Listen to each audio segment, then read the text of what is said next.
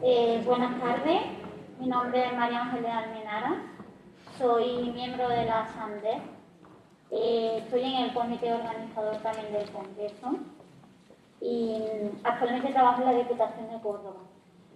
Pero quiero agradecer de verdad la asistencia, sobre todo porque llevamos 2 años trabajando esto y es un orgullo enorme ver la sala como está y el número de inscripciones, solo quería decir ante todo. La mesa que viene a continuación es nuestra segunda mesa, que esta mesa va a tratar del abordaje intermultidisciplinar en salud laboral. La van a componer, como veis, 5 ponentes. Voy a ir nombrando cada uno. Tienen un amplio currículum, con lo cual voy a intentar ser breve para darle espacio a ellos. En primer lugar, don Gustavo Adolfo Rosal López, doctor ingeniero industrial, máster de ergonomía y oficial universitario en seguridad, salud en el trabajo y prevención de riesgos laborales, programa en dirección y gestión de la innovación, lidera el departamento Human Factor Innovation de la consultora Prevent Control, miembro del ICOT y representante español a nivel internacional en la Asociación Internacional de Ergonomía. También es miembro y presidente de diversos comités científicos. Profesor asociado en la Universidad de Oviedo, profesor colaborador en la Universidad Europea de Madrid, la Universidad Internacional de La Rioja y de la Universidad Internacional SEC de Ecuador. Su centro de trabajo es Prevent Control y es director Human Factor Innovation. Su ponencia, Human Augmented, cuando la ciencia ficción se hace real.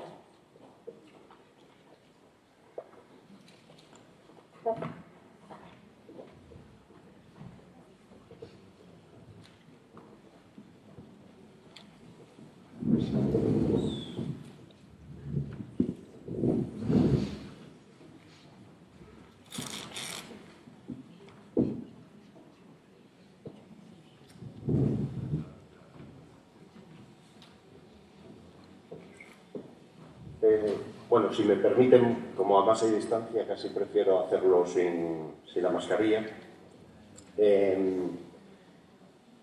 Lo primero, agradecer a la organización la invitación, a Araceli en concreto, y sobre todo además porque me hace sentirme como en casa, porque yo vengo a Sevilla intentando a ver si tomo un poco de sol viniendo desde Asturias y me encuentro lo que me encuentro, pero muchas gracias porque me hace sentir como en casa.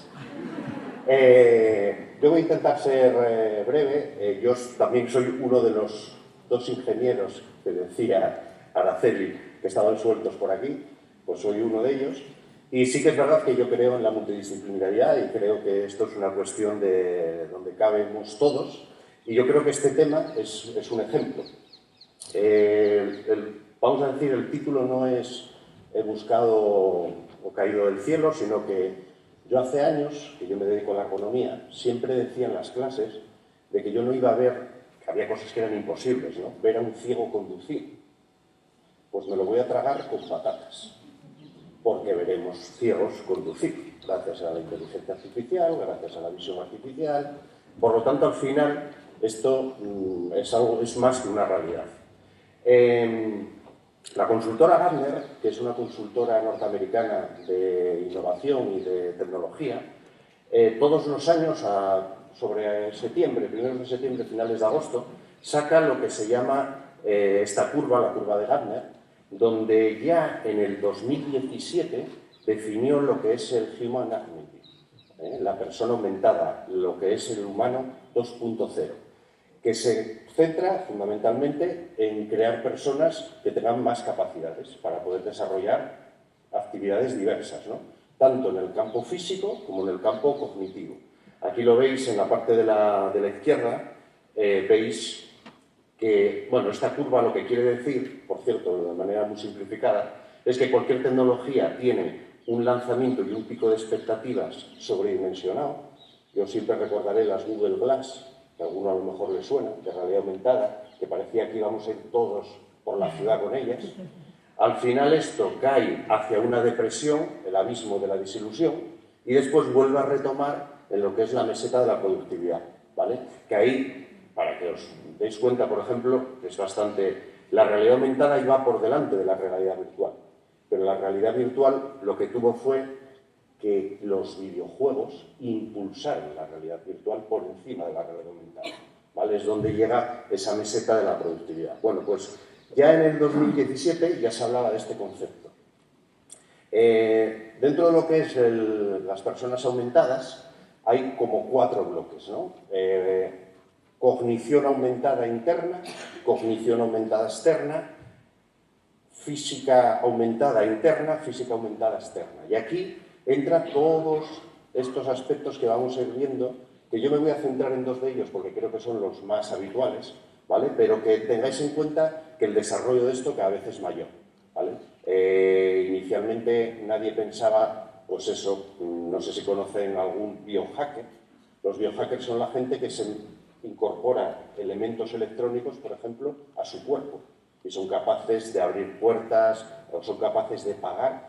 Hay ya gente asociada con bancos para pagar con la mano o con el... Eso es un elemento ya un poco más sofisticado y no vamos a hablar de eso, pero bueno, que sepáis que existen, ¿no? ¿Por qué estoy aquí? ¿Por qué esto para mi disciplina, la ergonomía y el factor humano es importante? Porque esto es una definición de ergonomía. Y muchas veces la gente tiene una definición confusa de lo que es la ergonomía, porque se piensa que es la adaptación de los puestos de trabajo, de los productos, de los entornos, a las capacidades de las personas. Sí, pero no, porque si yo aumento las capacidades de esas personas, sigue siendo ergonomía. Es decir, lo importante no es la adaptación, lo importante es el equilibrio que exista siempre en lo que se demanda a una persona y la capacidad que tiene. Y si podemos aumentar esas capacidades, pues seguimos hablando de ergonomía, ¿vale? Entonces, esto es importante comentarlo porque precisamente la definición de la internacional lo recoge. Se va a revisar, porque ya es de hace unos años y se está revisando ya esta definición. Este señor que está aquí a la izquierda es Hugh Herr. Hugh Herr es un ingeniero del MIT que se quedó sin piernas haciendo escalada, se le congelaron los miembros, tuvo que amputárselos. Esta persona es premio Príncipe en aquella de Asturias de tecnología y de innovación. Y es una persona que tiene una frase que a mí me gusta mucho, porque viene al hilo de lo que estaba comentando antes, por ejemplo, del coche, ¿no? Los seres humanos no están discapacitados. Una persona nunca puede romperse. Nuestro entorno construido, nuestras tecnologías están dañadas e inhabilitadas. Nosotros, las personas, no debemos aceptar nuestras limitaciones. La discapacidad puede desaparecer a través de la innovación tecnológica.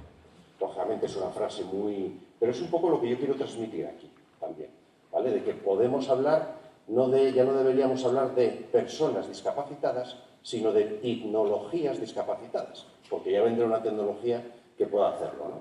Esto está muy relacionado con lo que es el transhumanismo. El transhumanismo es una corriente filosófica, corriente científica, que intenta hacer que la gente no tenga daños, no padezca enfermedades y, bueno, su objetivo final, lógicamente, es evitar la muerte, cosa que creo que está todavía muy lejano, pero bueno, que es un poco el objetivo que busca el transhumanismo. Voy a hablar solo de 2, porque con el tiempo que tengo solo voy a hablar de 2, que son las que yo en el día a día más estamos utilizando, más estamos inmersos, ¿no? Una son los exoesqueletos. Los exoesqueletos, habrá mucha gente además que ya está empezando a trabajar con ellos. Es un negocio que ha aumentado muchísimo. A día de hoy creo que hay ya 200 fabricantes a nivel mundial serios de exoesqueletos, cuando hace 2 años creo que había 15. Es decir, estamos exponencialmente aumentando. Esto es un gráfico donde el Instituto francés dictamina lo que es un exoesqueleto. Daros cuenta que hay dos caminos, dispositivo de asistencia física o robot de asistencia física. ¿Cuál es la diferencia? Que haya motor o no. Lo que es ciencia ficción a día de hoy en los puestos de trabajo son exoesqueletos robotizados, es decir, con motor. Eso se ve muy bien en las películas. Eso sí que es más bien ciencia ficción. Pero los pasivos, que son de los que voy a hablar yo, esos ya están en muchos puestos de trabajo, y más que habrá. Es más, tenéis aquí una empresa sevillana que es muy potente en esto, que es Iturri. Iturri es no solo distribuidor de equipos de protección individual, sino que también ha fabricado o ha desarrollado con alguna empresa extranjera alguno de ellos, ¿no? Aquí los tenéis de distintos tipos, de miembros superiores, de espalda, de cuerpo. Y aquí os pongo un ejemplo para que veáis, vamos a decir, dónde es muy factible utilizar este tipo de exoesqueletos. En algunos sectores los exoesqueletos ya forman parte de la vida laboral cotidiana. El pintor Paul Cradwell utiliza un sistema de asistencia pasivo. Hoy tengo que rellenar el techo, es decir, mucho trabajo por encima de la cabeza, mucho esfuerzo para hombros y brazos. Para ello, su empresa lo ha provisto de un exoesqueleto. El sistema no tiene motor, utiliza la propia fuerza del cuerpo. Cuando bajan los hombros, entra energía en el resorte de la espalda y se acumula allí. Cuando los brazos se levantan, los expansores devuelven la energía. Esto da la sensación de un brazo flotante, como en el agua. Paul Cradwell utiliza este sistema desde hace un año. Lo bueno es que así descargo los brazos y los hombros. Tenía muchas ganas de probarlo y después de la fase de pruebas ya no quería devolverlo. Su empresa ya ha provisto a 6 equipos de pintores con estos sistemas y las reacciones son positivas. Bueno, esto que veis aquí es uno de estos ejemplos. Prueba de la importancia que están teniendo los exoesqueletos. Una cosa que también nos ha dicho, yo soy el coordinador de ENOR, de UNE, de las normas UNE, de ergonomía y psicosociología. Yo soy uno de los culpables que os voy a volver locos cuando aparezca la 45.003. Estáis todos con la 45.001, pero cuando veáis la 45.003 de factores psicosociales, a mí no me conozcáis de nada. Dentro de lo que son las normas, estamos preparando normas técnicas sobre exoesqueletos. Es verdad que el Instituto Nacional de Seguridad y Higiene ya tiene 2 notas técnicas de prevención referido a esto. Y voy a ponerme un poco en el sombrero negro, porque normalmente cuando se van a estas conferencias la gente habla siempre de lo positivo. Pues no, yo voy a hablar de lo negativo. Negativo en el sentido de que a lo mejor dentro de unos años tecnológicamente esto esté superado. Pero, ¿cuál es el problema que se tiene cuando se trabaja con exoesqueletos?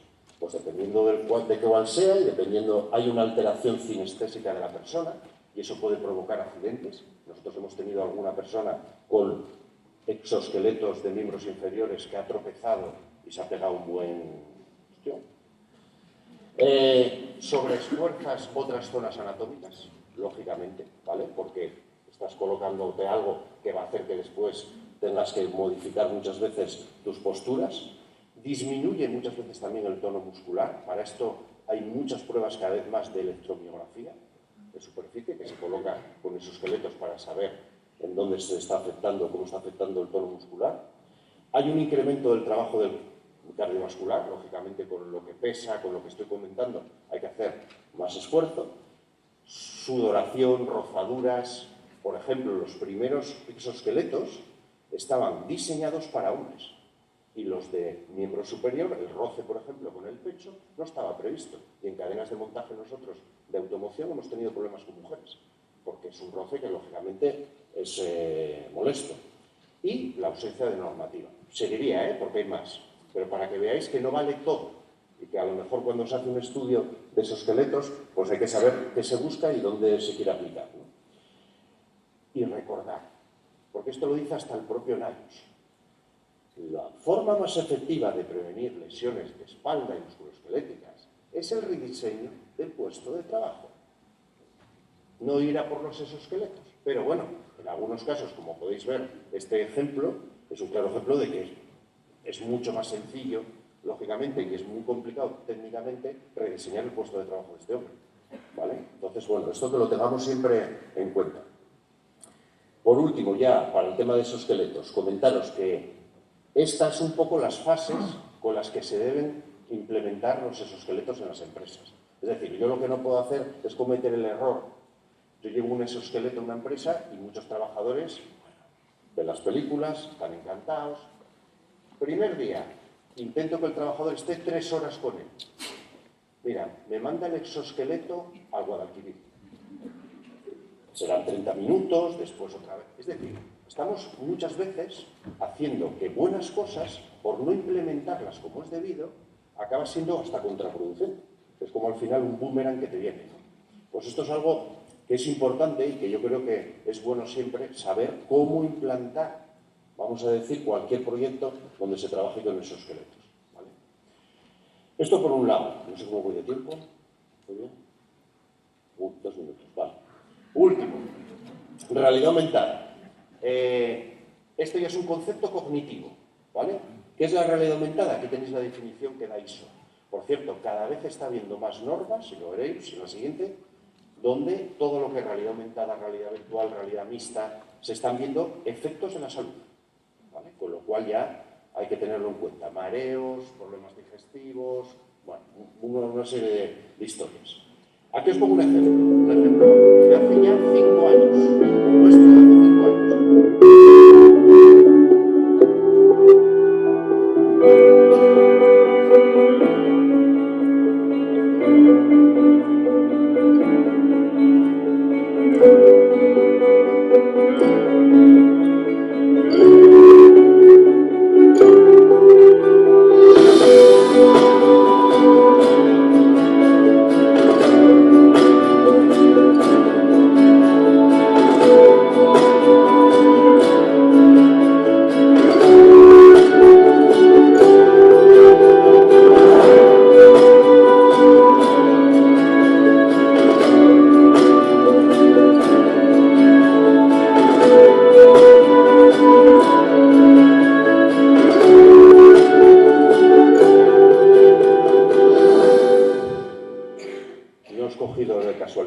Al final este vídeo por algo, a ver si hay alguno que une una cosa con la otra.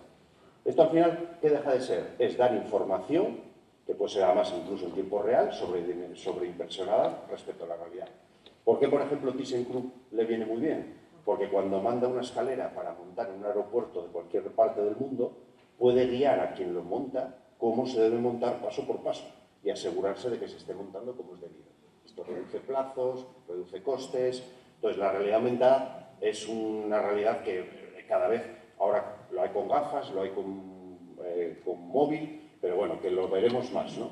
Y esto era lo que os comentaba, para ir acabando, de las normas que están apareciendo de problemáticas. Un problema enorme que tiene la realidad aumentada, sobre todo si es de gafa, es el efecto túnel. Tú lo que haces es, si toda la información te va registrada aquí, haces que pierdas campo visual. Y no es el primero que ha atropellado por una carretilla, porque estás focalizando mucho el campo visual, ¿no? Pero bueno, veis incrementos de salivación, dolores de cabeza, bueno, distintos tipos de mareos, bien sea con los ojos cerrados o con los ojos abiertos, bueno, un montonazo de cosas.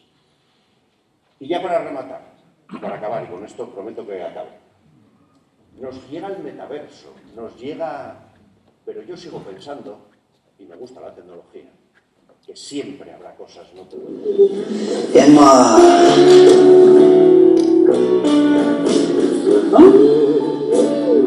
Emma.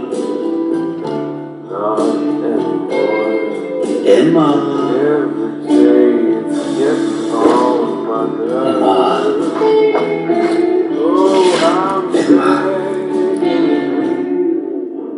Emma.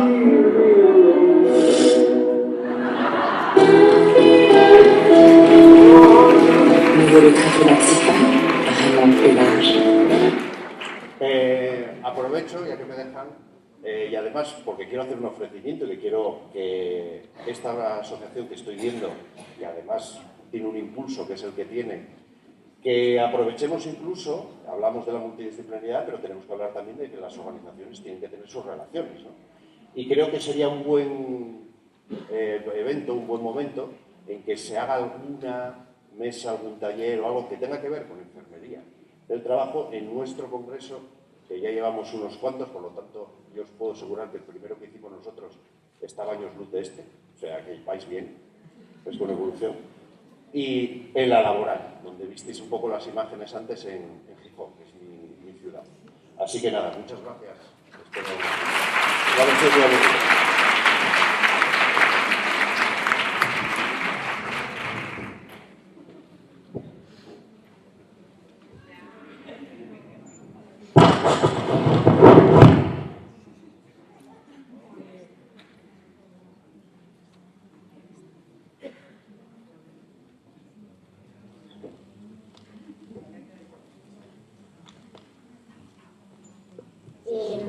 Esta misa continúa con la doctora doña Rosa Orriol Ramos,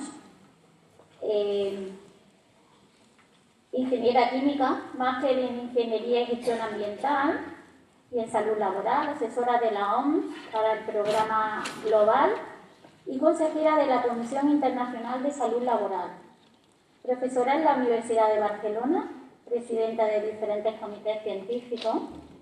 Actualmente su centro de trabajo es el Hospital Universitario de Bellvitge. Es directora de Sostenibilidad. Su ponencia se va a denominar el papel de la salud laboral en la salud global. Muchas gracias. No sé si tengo el micro encendido. No, este va a ser para los otros, también te lo iba a coger. Buenos días a todos. Muchísimas gracias por invitarme. Muchísimas gracias, Araceli, por seguir haciendo sinergias. La verdad es que yo, igual que Gustavo, pero me tienen que conectar ellos. Ah, vale. Bueno, pero tengo un vozarrón, ¿eh? Sí, ahora sí se oye. Muy buenos días, muchísimas gracias por estar aquí. Yo debería hablar de higiene industrial porque yo soy desde hace 25 años higienista, pero voy a hablar de salud global porque a mí la vida me ha cambiado después de la primera ola de la pandemia y me sigue cambiando. Y desde que pasó la primera ola de la pandemia, lo que pasé es a llevar la sostenibilidad del Hospital de Bellvitge y empecé a colaborar con Ilona Kirchburger sobre cómo van a ser los modelos de salud global, que no sé si sabéis lo que es la salud global.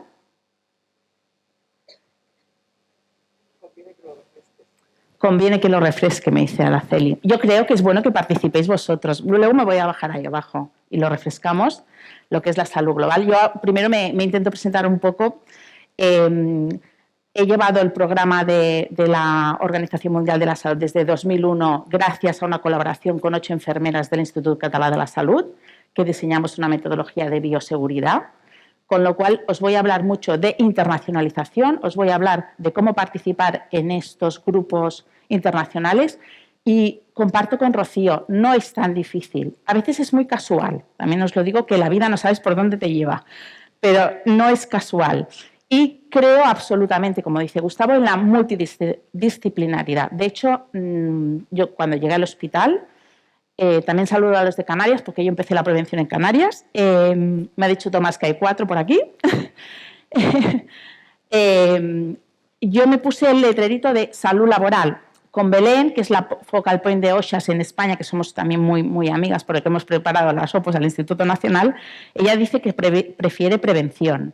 También me gusta a mí la definición de los ingleses de las iniciales. No lo sé, pero sí que creo que tenemos la suerte no de ser médicos, enfermeras. No, tenemos una profesión compartida y no sé si habéis llegado en tren y habéis visto el anuncio de Médicos Sin Fronteras. No sé si os habéis dado cuenta. Pues en la cola del taxi, es que estaba ahí y pone Médicos Sin Fronteras, ¿cuál es tu profesión? Y había un médico, una médica, una enfermera, ¿vale? La médica era de color, o sea, demostrando diversidad. Luego había 2 hombres y 2 mujeres. El otro era el que daba el soporte psicológico y el otro el que daba los recursos humanos.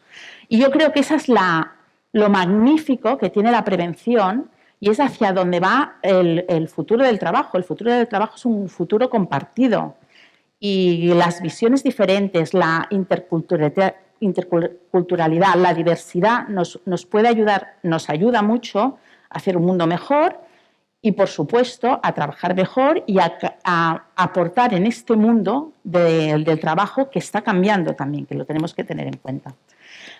Y la última cosa que os quiero decir antes de empezar mi ponencia es que, por ejemplo, una de las cosas que he dicho es que los riesgos en hospitales necesitan una directiva europea específica. Y eso dices, buah, pero si no te han hecho ni caso. Quizá en esto no, pero lo debo seguir reivindicando si yo creo en eso. Yo creo que hemos de dar voz a lo que creemos y luchar por lo que creemos y ser coherentes con nosotros mismos. Porque esta afirmación ha llevado a que el nuevo plan de trabajo de seguridad y salud en el trabajo estén incorporados los medicamentos peligrosos. ¿Quién nos lo iba a decir? Que os lo voy a contar al final.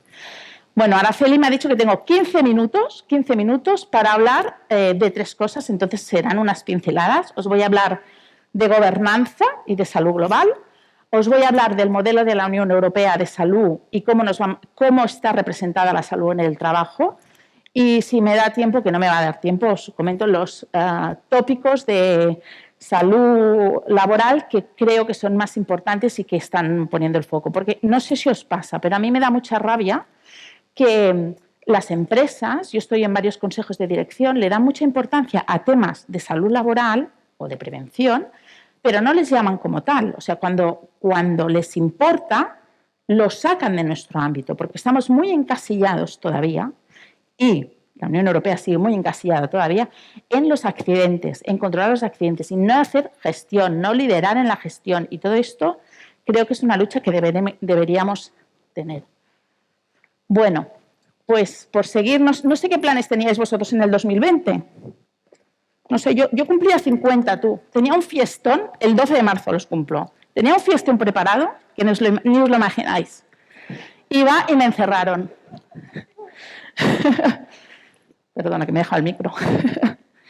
No sé, ¿tú tenías algo preparado en el 2020? ¿Alguien tenía algo preparado?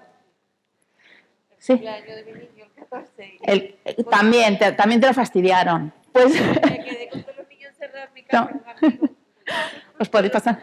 Con los compañeros de mis hijos encerrados en casa. Digo, bueno, menos mal que vinieron los padres a por él y pudieron recogerlo. Pero me pasó eso. Bueno, pues también se cumplían, el 2020 era un año de aniversarios, se cumplían 100 años de la Organización Mundial del Multilateralismo. Sabéis que estamos en una crisis del orden mundial.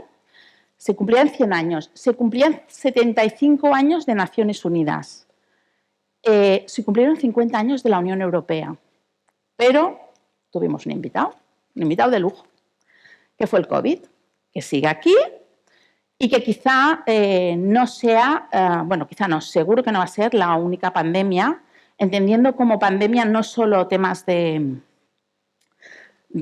agentes biológicos, sino la pandemia climática. Creemos que hay muchísimos riesgos a los que nos tenemos que preparar. Creo que Yuka lo ha dicho, hay que ser resilientes, hay que estar preparados, lo habéis comentado mucho. Y este es un poco el objetivo y el paradigma del que esté cambiando también el orden mundial de la salud en el trabajo. Pero previo al COVID ya se empezó a ver un cambio en la gobernanza en salud laboral, en la propia diplomacia. No sé si sabéis lo que son los ODS. A ver, ¿no es al canario que me ha saludado la canaria? Toma. ¿Sabéis lo que son los ODS? ¿Trabajáis con ellos? A ver, que hable la canaria, dicen. ¿Objetivos de salud? ¿Objetivos de salud? A ver, espera, que ahí lo querían contar un poco. Cuando me falten 2 minutos me avisas porque cortaré, porque yo ya sé que esta ponencia dura 1 hora y media, o sea que no me da tiempo a contarla ni de coña. Creo que son los objetivos de desarrollo sostenible. Sí, ¿los utilizáis? ¿Los habéis implementado en vuestras empresas? No. Muchas empresas Los conocemos, pero bueno, vamos. Los conocéis. Bueno, estos, ¿sabéis cuántos hay? ¿Son 12? 17. Casi. 17. Estos están basados en 149 metas que hay que implementar con datos, que es un poco lo que os contaba Yuka, y que, por ejemplo, los relacionados con salud laboral los recoge la AELO a través de nuestras encuestas nacionales. Entonces, el tema de datos es fundamental para poder tomar decisiones. No me quiero enrollar porque esto ¿sabéis? Previamente a esto hubo unos objetivos del milenio. ¿Habíais oído hablar de ellos? Sí, del milenio sí. Ostras, yo hago la pregunta para que me digáis que no. No, ¿verdad? No. No, sí. ¿Por qué os cuento esto? Porque en los objetivos del milenio, que se redujo el hambre a la mitad en el mundo, tuvieron poco impacto porque se hicieron con un sistema de negociación cerrado en Naciones Unidas. Y pudimos participar porque cambiaron el modelo de negociación a un modelo de negociación abierto, donde lo que hicieron es que en base a las regiones que tiene marcado Naciones Unidas y la OMS, se establecían grupos de trabajo de países compartidos. O sea, yo soy de una región y yo como país no puedo liderar solo la representación de esa región, sino las regiones es Europa, Asia, tal, sino que debo compartir ese liderazgo con otro país. ¿Vale? Entonces, todo este paradigma de negociación hizo mayor empoderamiento a los países pequeños. Que, o sea, no era una toma de decisiones tanto de Estados Unidos que paga la OMS ha decidido esto. Y luego había un grupo de cofacilitadores que permitía la entrada, por eso se llama sistema abierto, por ejemplo, a un think tank, a AET, a la Asociación Española de Ergonomía, y eso facilitó que tuviera mucha más visibilidad. Además, se decidió que se puso un número 17, que es el del partnership, el de compartir, y eso también ha empoderado y ha habido mucha más implicación de la población civil. ¿Por qué os cuento todo esto? Bueno, pensaba que... Esperad, lo salto rápido porque era esto. Porque en salud laboral, en salud global, lo que se ha visto es que en las negociaciones de diplomacia, que también os quiero recalcar que en el orden mundial, o sea, si vosotros, en las agendas políticas, ¿dónde estaba la salud? Ya no os digo la laboral, ¿dónde estaba la salud? ¿Cuántas veces han puesto la salud en una agenda política, en un G7? Fue la pandemia. Y de hecho, si te gusta un poquito la política y rascas un poco, cuando tenían que pactar ciertas cosas, fue muy complejo porque la digitalización, que es uno de los puntos que se apuesta para la transformación de la Unión Europea, no estaban acostumbrados. Las reuniones a alto nivel se hacían presencialmente, va primero un Sherpa, que por ejemplo es el ministro de Asuntos Exteriores, fue el Sherpa de Pedro Sánchez mucho tiempo, pactan un poco lo que van a hablar y después se decide. Fue un gran reto en la primera ola y yo creo que por eso no supimos afrontarla y nos ha hecho reflexionar en la Unión Europea de no haber hecho un abordaje de toda la Unión Europea. ¿Vale? Bueno, como os comentaba, dentro de la gobernanza, de la gobernanza de la salud global van surgiendo diferentes actores. ¿Quién creéis que es el que gestiona la salud global? Por decirlo de alguna manera. ¿Quién es el...? Si vosotros decís, la salud global se ocupa la OMS. Eso hasta ahora era así. Y es otro paradigma que están viendo que los actores de negociación de la diplomacia de salud ha de cambiar. Ha de cambiar y ha de haber diferentes participantes.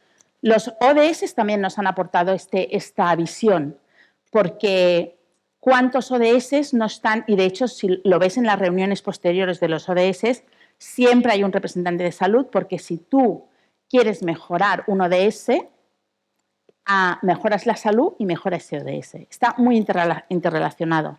Ya nos cuento, si mejora la salud en el trabajo, mejoran un montón de ODS y está todo muy interrelacionado. Entonces tenemos, por un lado, es que en español me lo tengo que leer. Por un lado tenemos la gobernanza de la salud global, que es la OMS. Luego tenemos la gobernanza global de la salud, que entonces serían pues la FAO, Naciones Unidas de Mujeres, etcétera. Y ahora el tercer actor que ha entrado es la gobernanza para la salud global. Y entonces, ¿qué se está proponiendo? Desde la Unión Europea, Ilona, como es alemana, desde Alemania ha hecho un posicionamiento en lo global. Se está proponiendo que ese liderazgo de la salud global también parta de las instituciones nacionales y de la Unión Europea. Y en ese punto hemos creado el One Health. Entonces, la Unión Europea ha sacado un programa de salud global que le llaman One Health, que lo ha hecho conjuntamente la Oficina Regional de la Organización Mundial de la Salud y la Unión Europea, donde hemos participado, donde se linka, no sé si sabéis, el concepto de One Health, que es un concepto que se sacó en 2001, creo, desde el CDC. ¿Conocéis el modelo de One Health? ¿Qué significa? A mí no me gusta que le hayan llamado One Health porque se presta a confusión, ¿vale? Pero el One Health es que la salud no solo es la salud de las personas, que la salud del medio ambiente y la salud de los animales está interrelacionada. Como nosotros, somos multidisciplinares. Yo soy higienista, la parte no médica o no sanitaria de la salud laboral. Entonces, este es un poco el objetivo que pretende la Unión Europea, tener un programa de salud desde la Unión Europea, ¿vale?, liderado desde la Unión Europea, y que transfiramos ciertas competencias desde los países. Basado en 3 principios. Uno es, porque la Unión Europea, todo, Next Generations, todo es green, verde, o sea, verde, digital y solidario y sostenible. Entonces, lo primero que recalcan es que debemos ser todos los países y todas las personas y todas las razas las que salgamos para adelante. Después hay que asegurar el respeto al medio ambiente y después también una aproximación desde el Parlamento Europeo que se quiere cambiar, que es escuchar a la ciudadanía o escuchar a los profesionales. Tomar las decisiones un poco desde abajo para arriba. Esto es un poco lo que os contaba del One Health, que solo para ir rápido. Si os fijáis en los determinantes que... ¿Ya me queda cuánto? Ya me estoy... pues me queda la tira. Pero... bueno, esto os lo cuento otro día. Venga.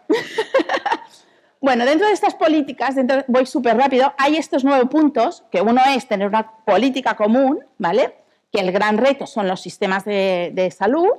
El otro es volcarnos en la próxima pandemia creando un ERA, que es un centro de emergencias, dando muchísimo dinero al Horizonte, los fondos Europa Horizonte para la investigación.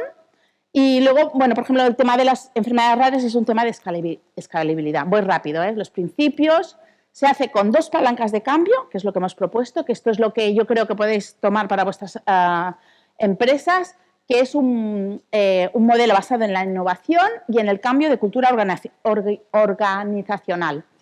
Si os fijáis, nuestros sistemas son un poco, pues son descoordinados, inflexibles, compartimentados, cuando tendemos a no pensar en la multidisciplinaridad. Y lo que pretendemos es hacer un piloto de, como yo digo, pues una carrera de velas ligeras, pero todas unidas por un hilo y que nunca choquemos, pero que vayamos todos al mismo camino, ¿no? Este sería el modelo. En Cataluña se ha tomado este modelo para implantar un modelo de talento, digitalización, etcétera, etcétera. Y ahora voy a prevención de riesgos. Y en todo esto, que hicimos el One Health, al cabo de unos meses, en junio, esto lo publicamos en enero del 2021 o finales del 20. Me sacan que lo ha sacado Yuka. Que donde ponía 0 causa es visión 0, que es la nueva visión intentando ir más allá de los accidentes. Bueno, pues sacan el plan de salud laboral y yo digo, jolines, yo trabajando aquí un año con el One Health y ni una mención al plan. Y es porque este plan era previo a la pandemia. Entonces ellos hicieron un pequeño retoque, es decir, nos hemos de adaptar a la pandemia, pero la verdad es que había una visión muy pobre de lo que era el One Health y de lo que era la visión de la Unión Europea. Había una clara descoordinación entre todo lo que se había liderado de salud y lo que venía de trabajo, que también es otra cosa plantearnos, ¿no?, que dependemos de trabajo. Se comentó, ya estoy. Se comentó y entonces ahora sí, en octubre, conseguimos que dentro del plan de trabajo de la Comisión, dentro de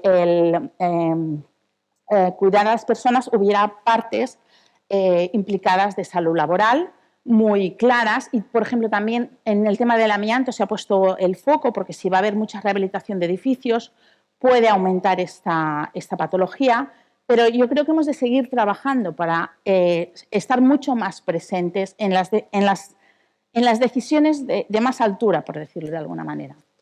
Bueno, y esto es un poco lo que os quería contar. Yo creo que el cambio cultural desde la salud laboral es importante que lo hagamos todos juntos, que nuestro modelo de gestión impacta después que no seamos el servicio médico, sino que seamos promotores de los cambios organizacionales.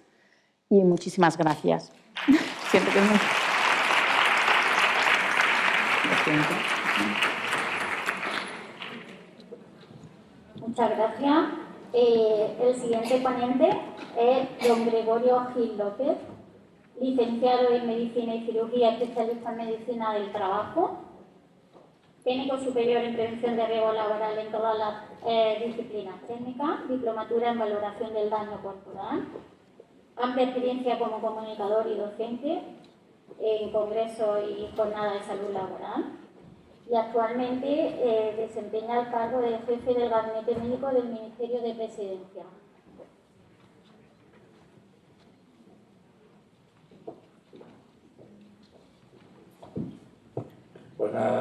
Buenas tardes ya. Gracias a la CELI y a la organización, tanto nacional como andaluza, por la invitación. Y bueno, yo soy un exponente más de la multidisciplinaridad, ¿no?, que está saliendo aquí.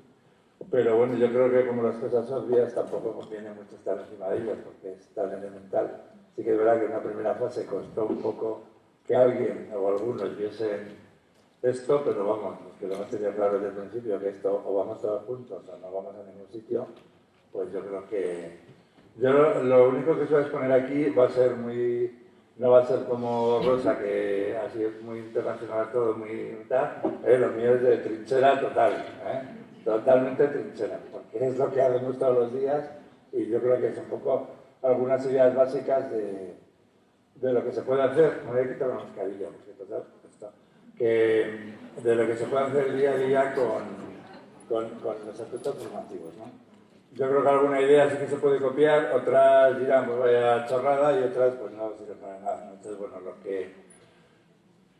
si se ha visto la importancia de formación en enfermería, de trabajo, yo creo que ha sido la epidemia COVID. Entonces, yo creo que el trabajador, el personal más cercano de un servicio de prevención, un servicio de salud laboral, siempre es la enfermería. Y como tal hay que reconocérselo. Entonces, la enfermería es la que tiene que estar muy formada y más preparada en lo suyo, lógicamente, respetando las funciones de cada uno, pero si el enfermero o la enfermera no está formado, el trabajador está cojo en la información que recibe. Entonces yo creo que eso es, y se ha visto ahora, ¿no? Aquí le preguntaban temas de vacuna, aquí le preguntaban temas de PCRs, aquí le preguntaban temas de antígeno, aquí le preguntaban cómo va porque claro, el Ministerio de Sanidad o las comunidades autónomas te sacan la estrategia de tal, que se lo leen 4 y al final el trabajador al que va a preguntarle es al enfermero que está siempre, porque el médico se pierde un poco. Antes decía Araceli que lleváis bien con los ingenieros, ¿no? Algo así has dicho, ¿no? Me parece que has dicho que te llevas bien con los ingenieros. Y, bueno, yo creo que es bueno que sea fácil, es por la forma de trabajar. Sois mucho más disciplinados, mucho más organizados, entonces la forma de trabajar es muy parecida. Entonces, hay otros sectores que estamos en el tema de salud laboral que son mucho más anárquicos. Puedes tener otras virtudes, pero el orden, la disciplina, no. Entonces, eso sí que lo tenéis vosotros. Entonces, yo creo que por eso hay un feedback muy bueno con ingeniería, con enfermería. Pero bueno, eso es otra cosa. Que os decía que la transmisión de información y conocimientos entre las autoridades sanitarias y el centro de trabajo recae la mayoría de las veces siempre en salud laboral, pero fundamentalmente en... No pasa. A ver. Ahora. Bueno, yo simplemente os quería decir lo que hacemos allí. Algunos habéis estado en alguna jornada, en alguna charla, y os voy a decir un poco lo que hacíamos antes de la pandemia, lo que se ha hecho durante la pandemia, que ha sido lo que se ha podido y un poco lo que se quiere hacer. Estas son jornadas que se han montado en el año 18-19 Bueno, una en el 20, que fue la última, porque luego ya empezó el lío. Y veis que había, bueno, pues tenéis ahí de todo, ¿no? Desde ictus, urgencias, traumatología, epidemiología, hematología, cáncer de mama, vacunas. Nunca se ha hecho distingo entre médicos y enfermeros, como os estoy contando, porque afecta a todos. Entonces siempre a los ponentes se les decía, oye, aquí hay un público de sanitario, a veces se van también los sanitarios, pero bueno, generalmente sanitario de los dos estamentos, entonces intenta que sea práctico y fructífero para los dos colectivos, ¿no? Alguna específica de enfermería, como tenéis ahí, pero es porque nosotros los cursos, como ya os digo que es un poco en plan casero, se hacía un poco a demanda, ¿eh? Pues de repente venía de oye que les interesaba más este tema, pues intentaba montar. Entonces, bueno, si se podía, se montaba y los ponentes intentábamos que fuese la asistencia a la física, los ponentes intentar que aportasen y que fuesen buenos, porque si tú liabas un laboratorio para que te pagase el ponente y solo hablaban de su libro, pues al final eso no servía para nada, ¿no? Entonces intentábamos también cubrir la demanda de todos los asistentes que iban, que fuese interesante, tanto para enfermería como para médicos de trabajo. La colaboración con la industria farmacéutica, que tan denostada está, yo creo que es fundamental, ¿eh?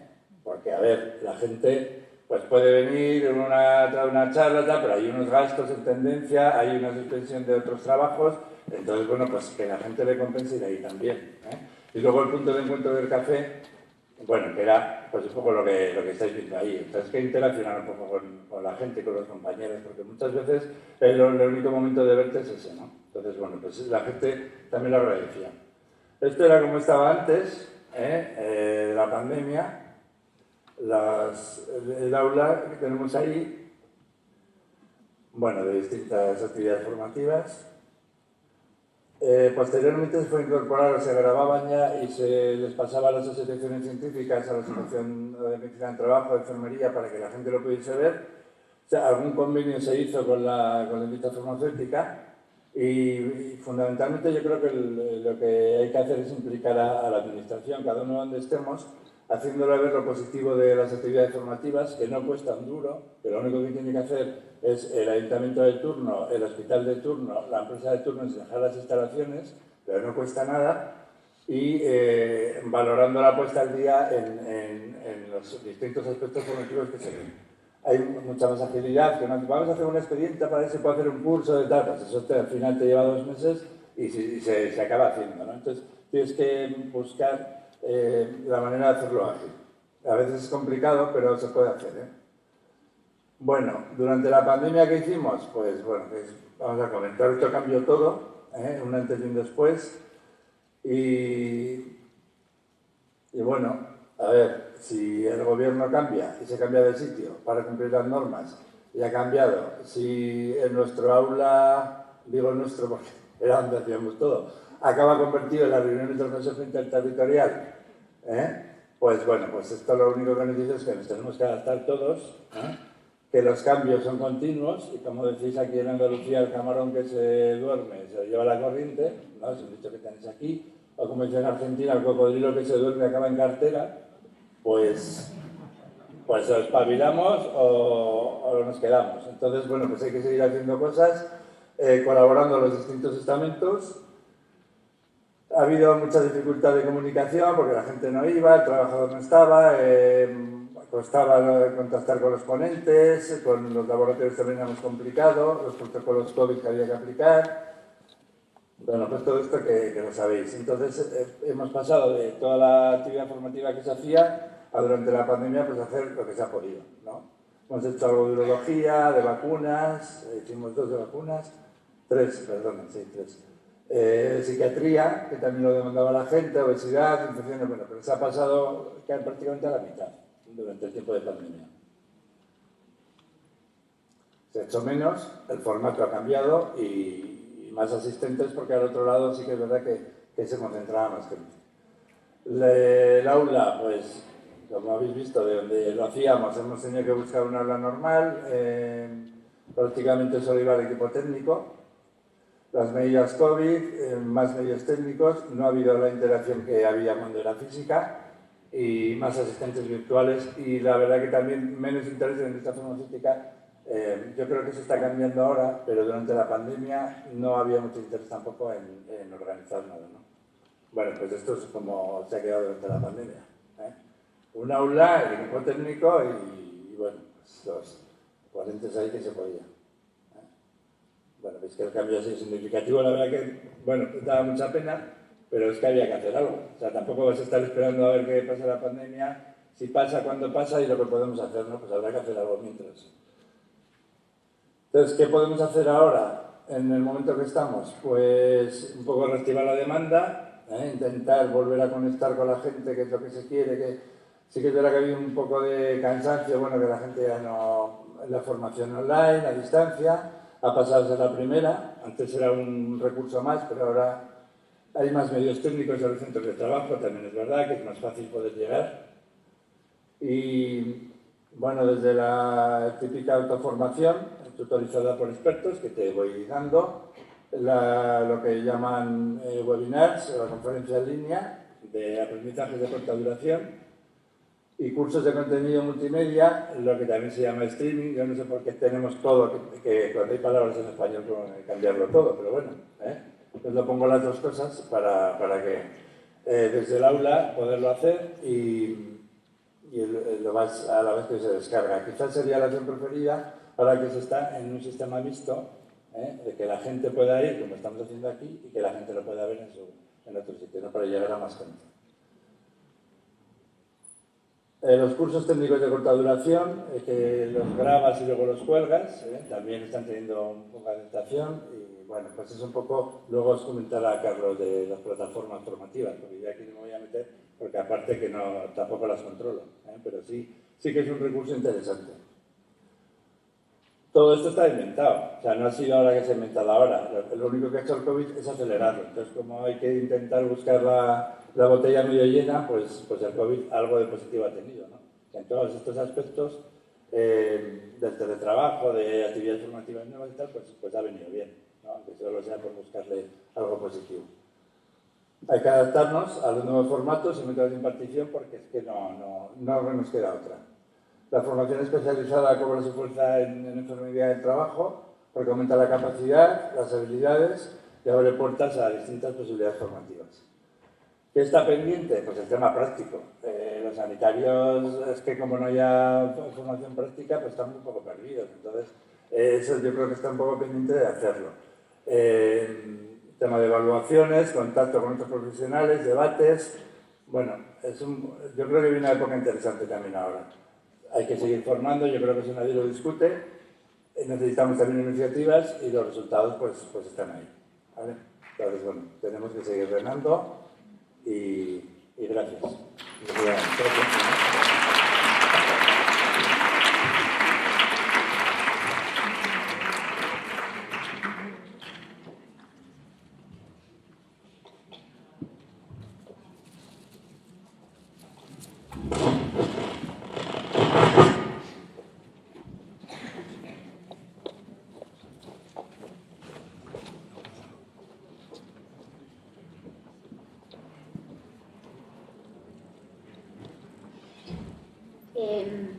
Nuestra siguiente ponente es doña Elvira Blanco Vicario,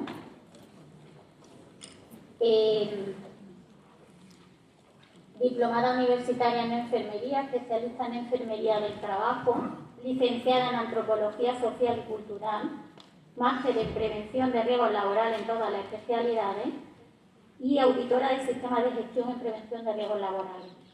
Ha sido profesora colaboradora de la UNED, del Departamento de Formación, Dirección General del INS, y profesora colaboradora del Departamento de Formación del Ministerio de Trabajo y Economía Social. Actualmente, su centro de trabajo es enfermera del Gabinete Médico del Ministerio de Sanidad. Su ponencia va a hablar sobre migraciones, experiencia enfermera en Costa Rica.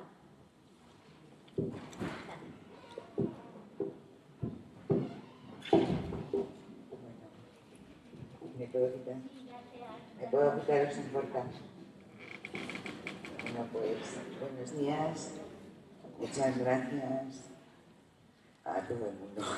Estoy muy contenta y la verdad es que especialmente emocionada, como decía Rocío, porque bueno, he vuelto a una ciudad en la que he vivido muchos años, 22, y me he reencontrado con mucha gente, Araceli, con la doctora García Perea, mi Lola, que es un encanto, he trabajado muchos años con ella, con una alumna que ha superado, estoy encantada de volver a ver, Rocío, y bueno, a mucha gente con la que trabajo mucho tiempo.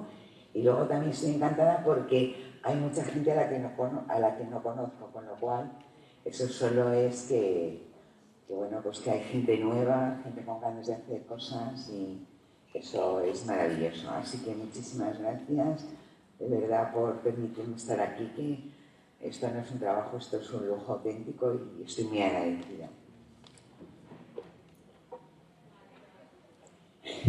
Es experiencia, la tercera. Siguiente, por favor. Esa. Bueno, pues en la actualidad estoy trabajando como enfermera y como técnico en servicios centrales en el Ministerio de Trabajo y Seguridad Social. Entonces, bueno, mi relación, estoy aquí y a contaros si viene del tiempo, sí. Vale, mi relación con la migración comenzó en el año 2002, porque yo trabajaba como enfermera del trabajo y como técnico en el Ministerio, en el extinto Ministerio de Trabajo y Seguridad Social, y uno de los cometidos era trabajar en un centro que hay aquí en Sevilla, que es el Centro de Acogida de Refugiados.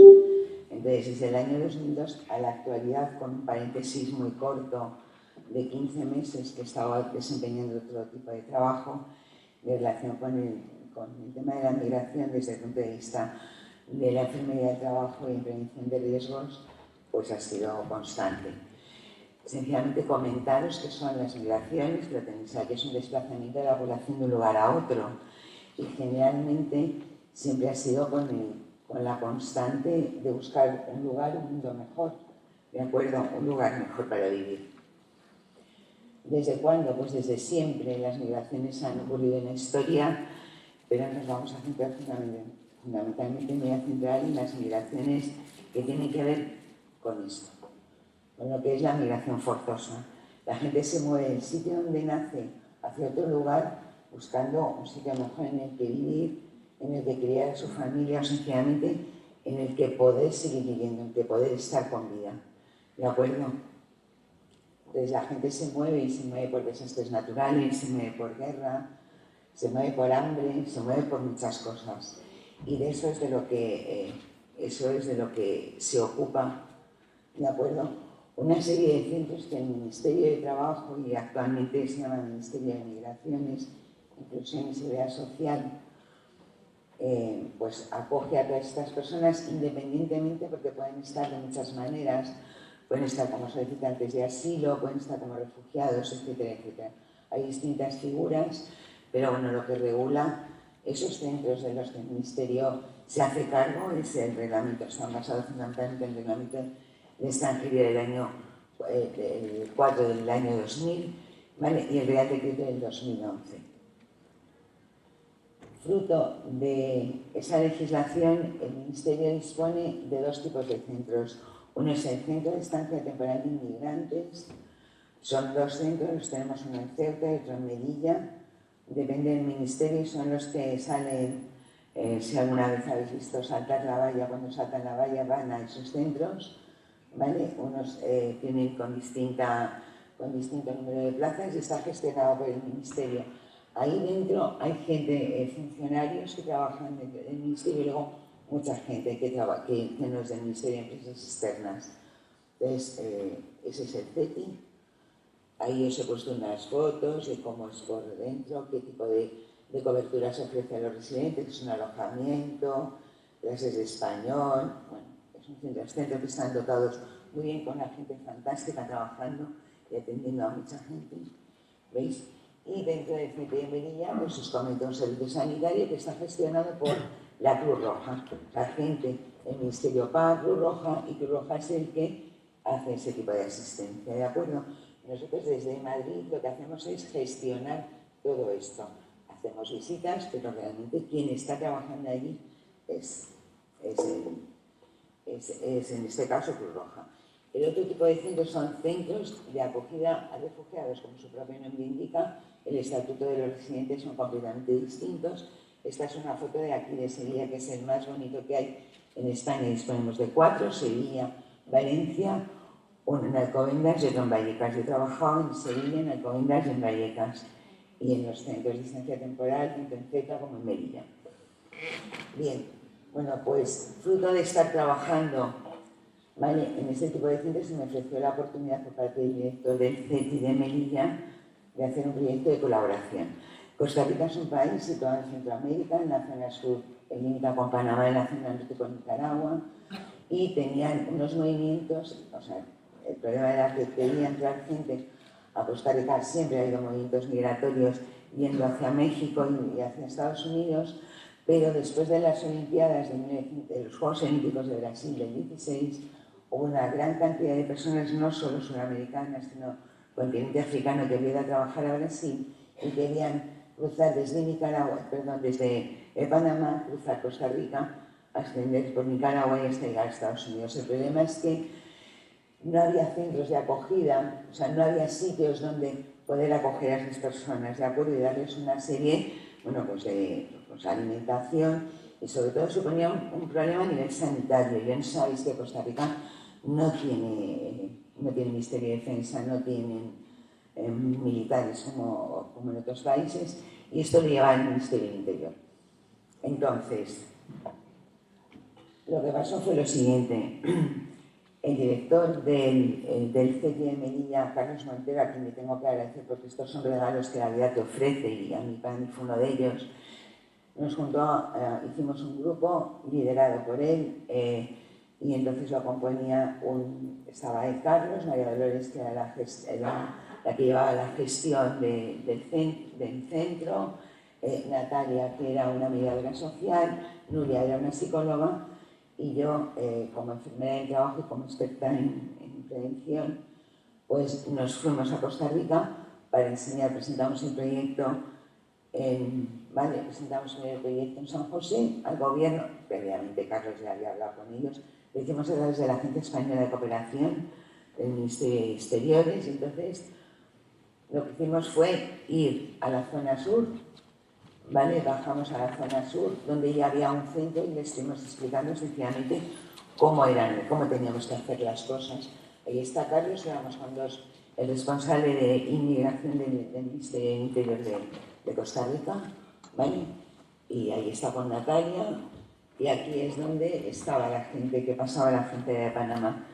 Pues eran tiendas de campaña del Ministerio del Interior, y bueno, pues había algunas que podían acoger familias, pero otras, bueno, pues eran barracones enormes, y bueno, nosotros nos encontramos con eso. Eso ya Carlos lo había montado, o sea, quiere decir que había un trabajo previo porque no sabían nada. Entonces, bueno, nos encontramos con esto, y ahí cogían el agua. En la parte derecha, veis, ahí es donde cocinaban las personas que pasaban la frontera, ¿vale? Esto es las instalaciones, los almacenes, consejos administrativos, esto es lo que había, ¿vale? Nosotros lo que hicimos fue, sencillamente, explicarnos un poco más la gestión y ayudarlos, y a formar sobre todo al personal, en mi caso, ¿vale? Formar al personal que iba a trabajar en estos sitios en vigilancia de la salud y en prevención. Esto es lo que había. Esos eran los retretes, las duchas, todo lo que encontramos. Caten, porque los llamaban Caten, o sea, nosotros les llamábamos CETIs y ellos eran Caten, ¿vale? Caten en la zona sur, y de la zona sur cruzamos todo el país y fuimos a la zona norte. En la zona norte lo que había era un edificio que estaba en ruinas y lo querían hacer, ¿vale? Estaba justamente en la línea fronteriza. Vamos a ver, desde Panamá no había problemas porque teníamos conocimiento de todo el mundo que pasaba la frontera, pero ni con los nicaragüenses hay un poco de mal rollo, y entonces, bueno, pues la cosa era más complicada.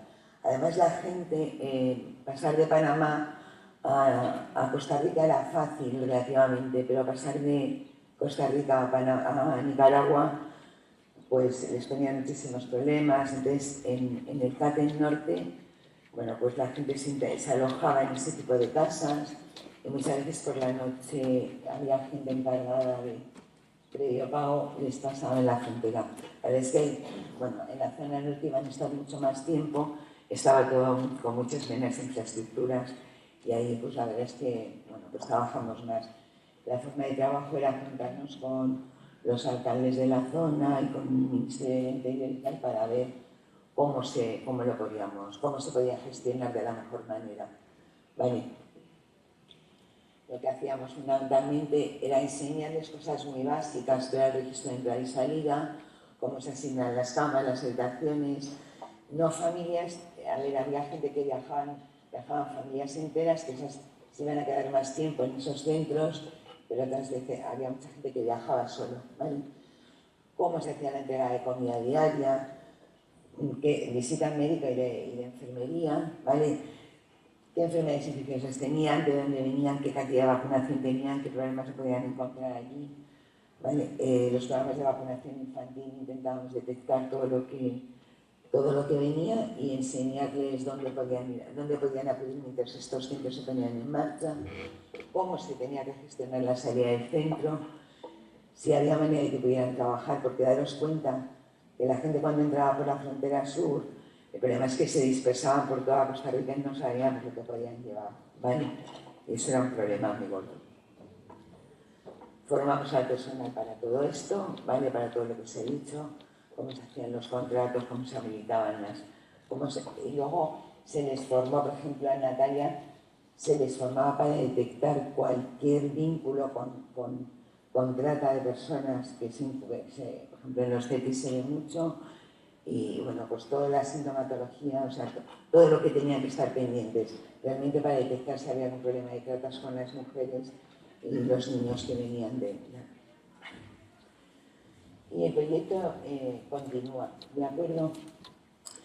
Me quedan 2 minutos y voy a aprovechar para contaros una cosa súper rápida. Ahora mismo estamos con el centro, con el tema de la guerra de Ucrania. El Ministerio también se ha encargado durante 2-3 semanas, el Ministerio de Inclusión, Seguridad Social y Migraciones, se está encargando del centro donde se está recibiendo a las personas que vienen de Ucrania. Es un centro de atención, recogida y derivación de refugiados ucranianos en Pozuelo de Alarcón, en Madrid, ¿vale?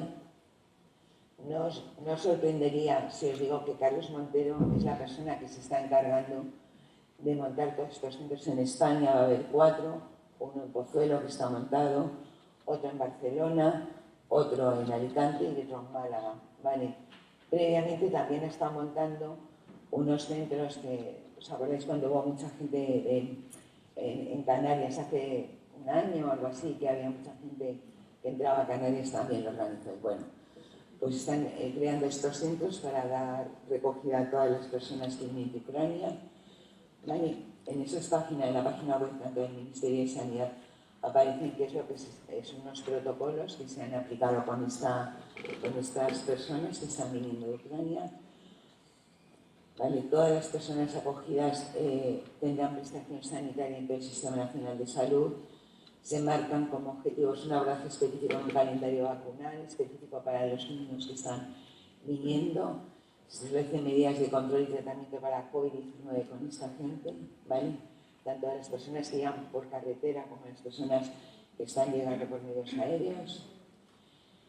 ¿Qué es lo que se les está proporcionando desde el Ministerio? Pues desde la Subdirección General de Recursos Humanos y Materiales, que son STOI, coordinación e implementación, equipo de mudanzas, mantenimiento, ponernos de acuerdo con la policía, y que la va a gestionar en Pozuelo SACEM, con respecto a vigilancia de la salud, aquí en Pozuelo también ha empezado a trabajar ya un equipo médico, pero mientras se han contratado a alguien quien ha estado viendo es el médico y el enfermero de trabajo de la Dirección General del INS de aquí, de Madrid.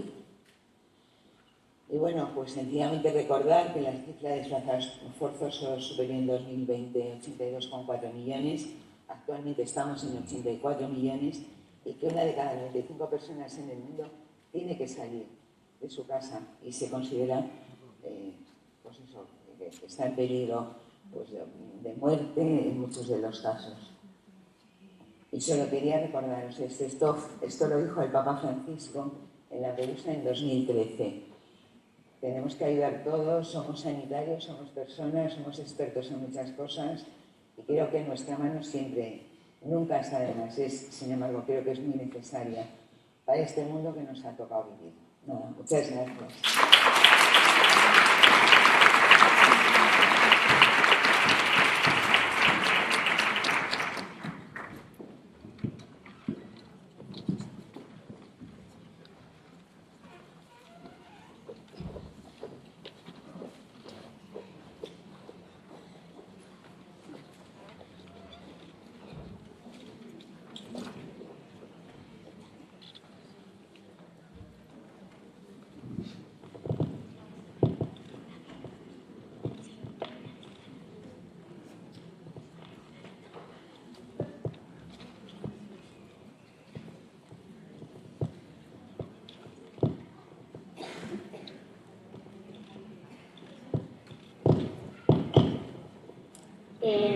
Nuestro quinto ponente, don Carlos Valdespín Aguilar, es diplomado universitario en enfermería, enfermero especialista del trabajo, máster en investigación en ciencia de la salud, profesor del máster universitario de gestión y liderazgo en enfermería en la Universidad Europea Miguel de Cervantes, profesor de formación continuada en metodología, terminología enfermera, gestión, electrocardiografía y salud digital.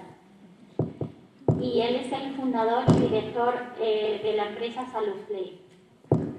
Su ponencia va a versar sobre el proyecto de investigación multicéntrico dirigido a medir el impacto de un programa de promoción de la salud virtual en trabajadores sanitarios.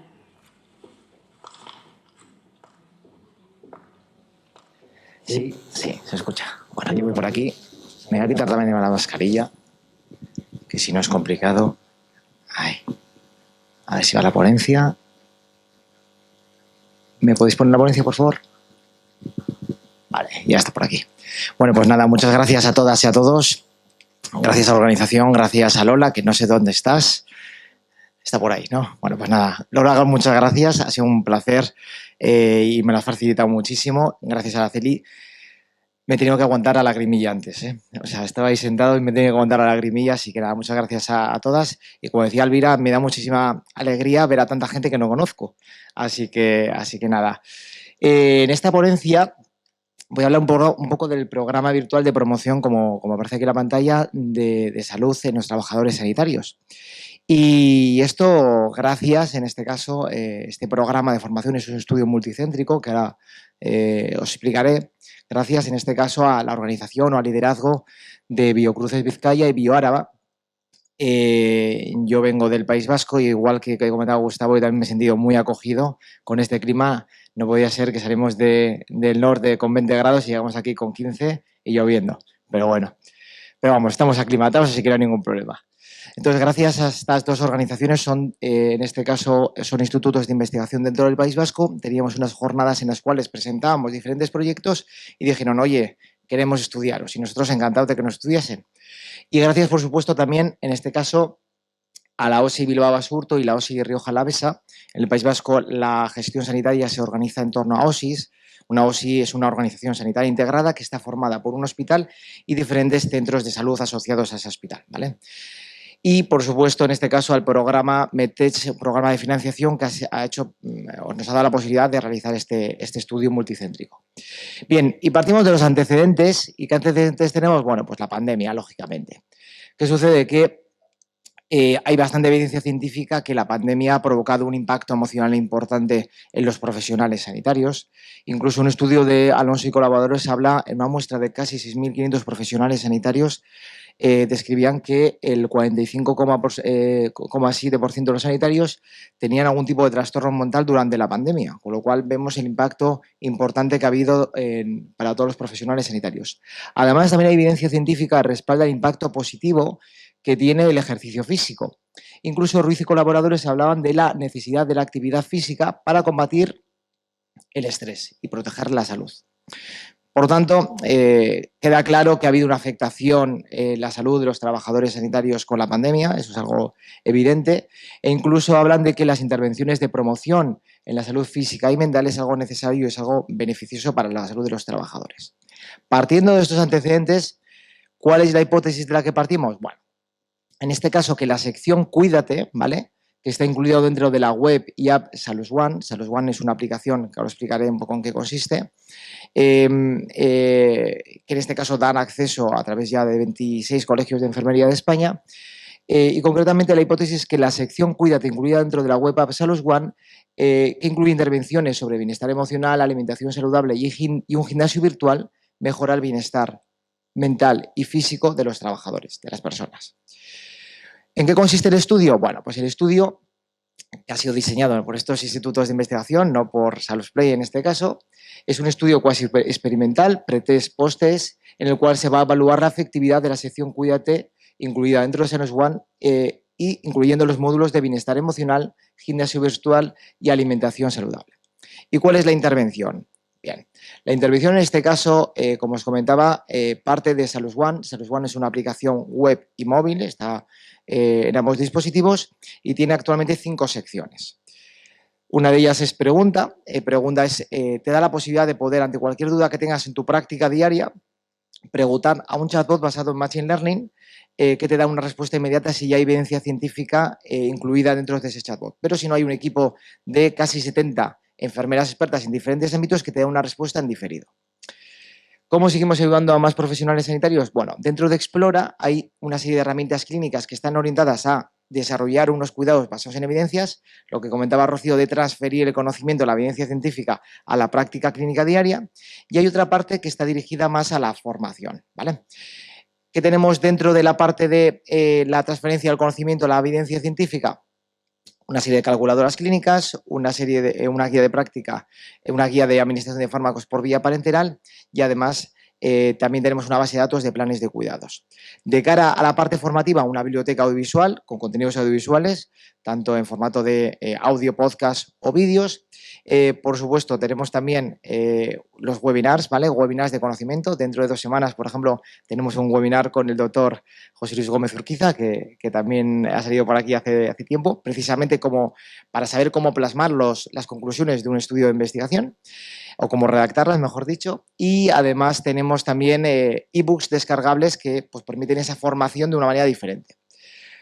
Tenemos Aprende, donde hay una serie de píldoras.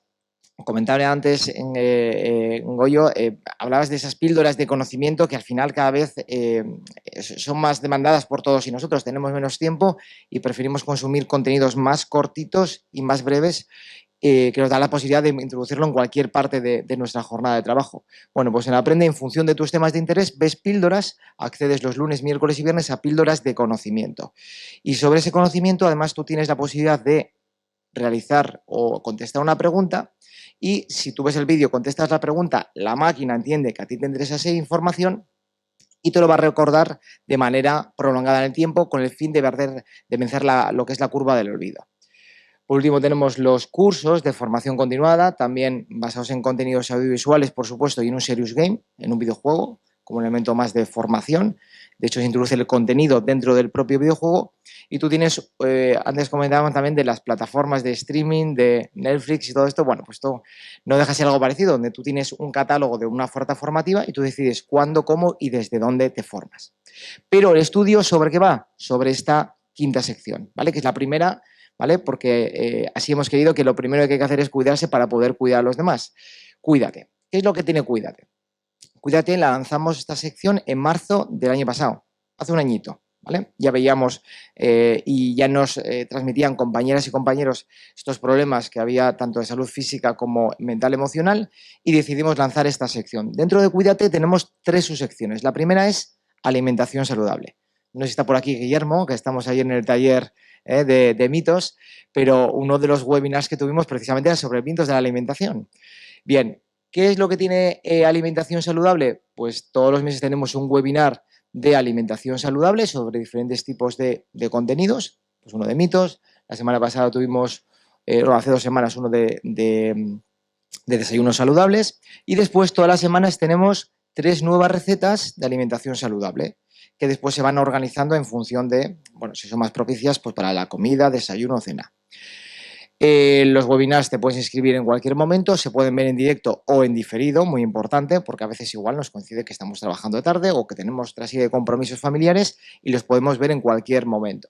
Y las recetas no solamente aparecen hay fotos, que son las fotos muy chulas, muy bonitas, y si son fáciles o difíciles de hacer y el tiempo que te lleva, sino sobre todo también pues aparece la parte de los ingredientes, procedimientos y los beneficios de ese plato, de ese alimento para nuestra dieta rutinaria, ¿no? Segunda sección, la segunda sección es el gimnasio virtual. La gente nos decía, oye, que es que no puedo hacer gimnasio, que no tengo tiempo, que es que no puedo ir a un gimnasio. ¿Por qué? Pues porque con el tema del COVID también me da apuro. Bien, pues montamos un gimnasio. Así somos los de Bilbao, pues oye, montamos un gimnasio, lo montamos. ¿Y cómo montamos el gimnasio? Bueno, ahora os enseñaré dónde hacemos el gimnasio, ¿vale? Entonces, ¿en qué consiste esta sección? Bueno, pues tenemos 6 disciplinas deportivas, sería Salus Dance, que es Zumba, lo que pasa es que como Zumba está registrado, pues Salus Dance. Acá vemos el nombre, ¿no?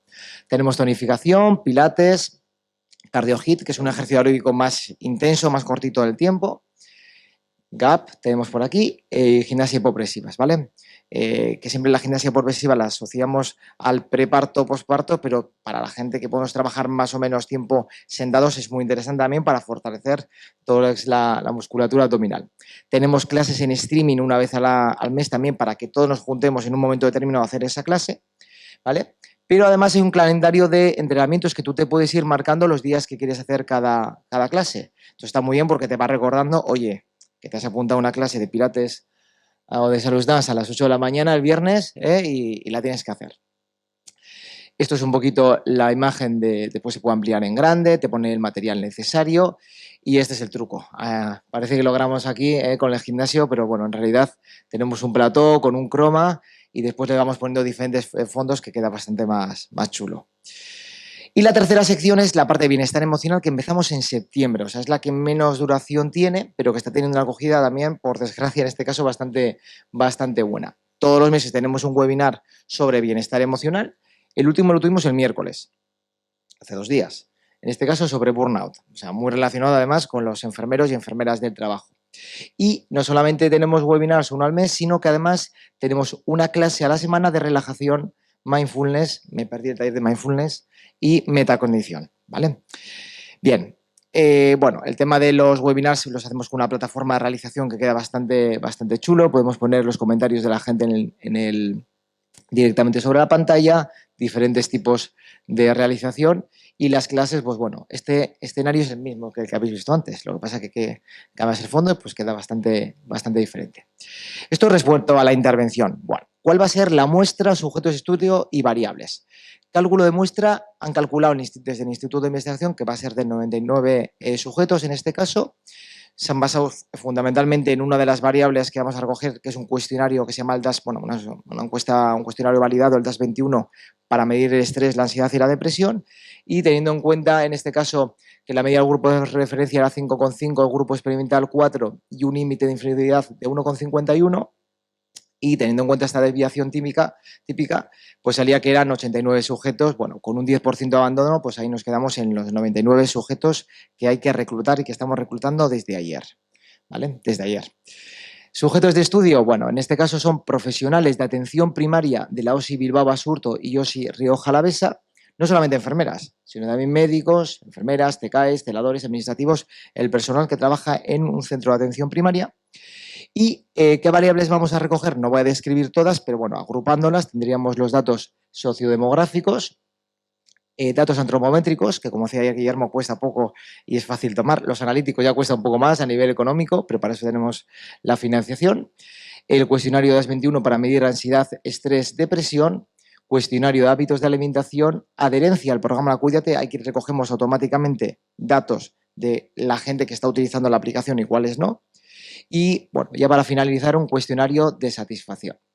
La recogida de los datos se va a tomar una muestra basal al de 3 y 6 meses, perdón, 3 meses y 6 meses, los datos sociodemográficos solamente al comienzo, el cuestionario de satisfacción al final y el resto, bueno, en la basal 3 meses y 6 meses, excepto la analítica que también no se va a tomar en el medio. Se ha aprobado, en este caso, el programa, el estudio se ha aprobado por el Comité de Ética e Investigación de Medicamentos, Productos Sanitarios y Software del País Vasco el mes pasado. También se ha obtenido ya la financiación y el reclutamiento, como comentaba, comenzó ayer a las 2 de la tarde, estando yo ya aquí. Entonces se ha empezado a reclutar a la muestra para comenzar el próximo mes. En principio empezamos el 25 de abril, justo dentro de un mes, el estudio. Bueno, respecto al análisis de los datos no va a entrar mucho. Variables categóricos se medirán se analizarán con frecuencias, porcentajes, continuas con media, mediana y rango intercuantil. Las variables continuas se compararán con T-Student y la prueba de Mann-Whitney, y después ya las variables categóricas pues con chi cuadrado. Agradecer ya desde aquí, aunque no me están viendo, agradecer a la doctora Verónica Tiscar González, enfermera, amiga, miembro de la Academia de Ciencias de la Enfermería Vizcaya. Además se doctoró en la Universidad de Lleida, si no recuerdo mal. Coordinadora de investigación de innovación de la OSI Bilbao Basurto, porque sin ella esto no hubiese sido posible. Y también dar las gracias a los IPs, el doctor Iñaki Martín de Sende, Beatriz Mendoza, bueno, y al resto de investigadores de la OSI Bilbao Basurto. Ya para finalizar, también os dejo con una frase. Esta no es del Papa Francisco, esta es de Henry Ford, ¿vale? Uno de mis también de autores de referencia. Y sobre todo es para que veamos que los enfermeros y enfermeras del trabajo podemos ir más allá y hay que tener ese traje grande que comentaba Araceli, pensar más allá, pensar a lo grande, porque a mí nunca se me había ocurrido cuando hice el curso de enfermería del trabajo hace ya unos cuantos años que me iba a montar una empresa y que iba a hacer un estudio de investigación encima de un programa virtual, con lo cual hay que ir más allá y pensar qué es lo que podemos hacer y dónde podemos llegar. Y Henry Ford lo que decía es que pensar es el trabajo más difícil que existe y que quizá por eso hay tan pocas personas que lo practiquen. Así que os dejo este mensaje final para que pensemos y veamos un poquito más allá dónde podemos llegar. Gracias.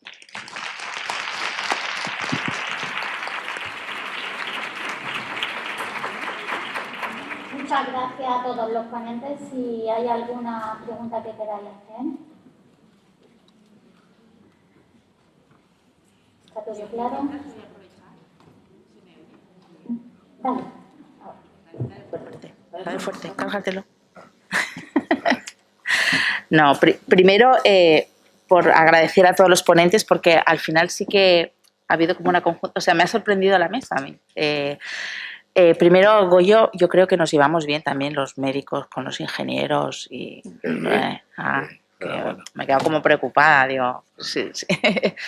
Y después también comentar que el foco dentro de la Organización Mundial de la Salud y de AICO se va a poner en los trabajadores de la salud, ligándolo, o sea, va a ser el foco en 2 años y 3 para la Organización Mundial de la Salud, es los trabajadores de la salud conscientes de todo lo que han pasado, de la escasez que hay. Y yo creo que es un papel fundamental tanto los enfermeros como los médicos del trabajo, como los profesionales que nos dedicamos a la salud laboral, que tenemos una oportunidad ahí para tener más presencia que quizá la pandemia ya nos la ha dado. Y luego darle las gracias a Elvira por poner un ejemplo de salud global. Antes esto se llamaba cooperación, pero este es el objeto de la salud global, ¿no? Darnos cuenta de que hay momentos que la salud no se puede gestionar desde un único país, sino que hay que hacer una gestión global y afecta a todo el mundo. Y nada, no sé si hay preguntas. Carlos, yo enhorabuena por ha estado muy chula. Oye, ¿y esto solo lo hacéis con trabajadores sanitarios? Por ahora sí, pero todo llegará.